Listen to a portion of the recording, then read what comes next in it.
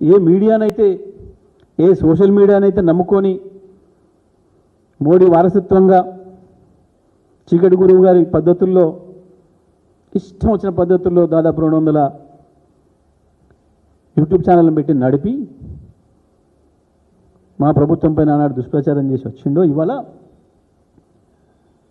మీడియాను చూస్తే భయం అవుతుంది, మీడియాలో చూస్తే చెంప మీద కొట్టబుద్ధి అవుతుందట. ఎంత ప్రేమ చూడండి.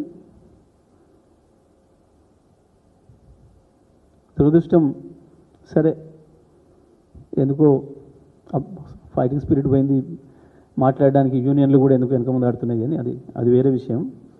అది జర్నలిస్టుల ఇష్టం, నాకు సంబంధం లేదు. కానీ మా వంతు మేమైతే ఖండిస్తున్నాం దాన్ని. మీడియా పట్ల ఆయన మాట్లాడిన విధానం అవి చూస్తే తను ఏమేమి మాట్లాడిండో, ఏమేమి చూసిండో, ఎవరెవరికి ఏం చెప్పిండో ఇప్పుడు వాళ్ళని చూసి భయపడుతున్నాడు. వాళ్ళ ఇష్టమైన ప్రాంతం ఏది నీకంటే అశోక్ నగర్ అనేది. ఆయనే కాదు, వాళ్ళ నాయకుని కూడా తీసుకొచ్చి అశోక్ నగర్లో ఛాయ్ కూడా తాపించండి పాపం. ఇప్పుడు అశోక్ నగర్ అంటే మధ్యరాత్రి కూడా లేచి కూర్చుంటున్నాడు, వణుకుడు పుడుతున్నది. రైతాంగం,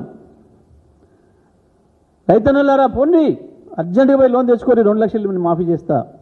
ఇవాళ కట్టి వచ్చినప్పుడు కూడా మళ్ళీ పోండి, సాయంత్రం నేను మాఫీ చేస్తా. అన్న నేనే ఆపిన, కేసీఆర్ ఇచ్చే రైతు బంధు 10,000 కదా, వారం ఆగుని 15 ఇస్తే అందుకే ఆపిన నేనే. కానీ వాళ్ళ రైతులను చూస్తే భయం అవుతుంది. అక్క మీ దండం పెడతారు, నాకు వేయండి ఓటు, నాకు అధికారం వేయండి, 2500 నెల నాడు నీ ఇంటికి పంపిస్తా.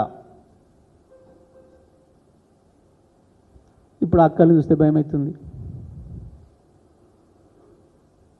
ఆఖరికి విద్యార్థులు చరిత్రలో ఎవ్వరు కూడా వీళ్ళ జోలికి పోలే పాపం. వీళ్ళని కూడా ఇట్లా మోసం చేయొచ్చని అనుకోలేవు గతంలో ఏ పార్టీ కూడా, మొత్తం వరల్డ్ పొలిటికల్ హిస్టరీలో మొట్టమొదటిసారి వీరే కనిపెట్టినరు. తమ్మి నీకు 5 లక్షల కార్డు, నీ ఇష్టం ఏదంటే అది వాడుకోవచ్చు.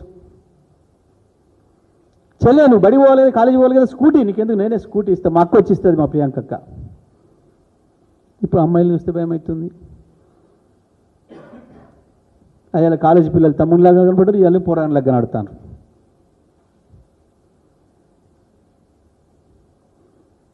విలేకరులు పోకీర్లాగానే కనబడుతున్నారు, కాలేజీ పిల్లలు పోకీర్లాగానే కనబడుతున్నారు, ఆఖరికి రైతాంగం కూడా అట్లే కనబడుతున్నారు.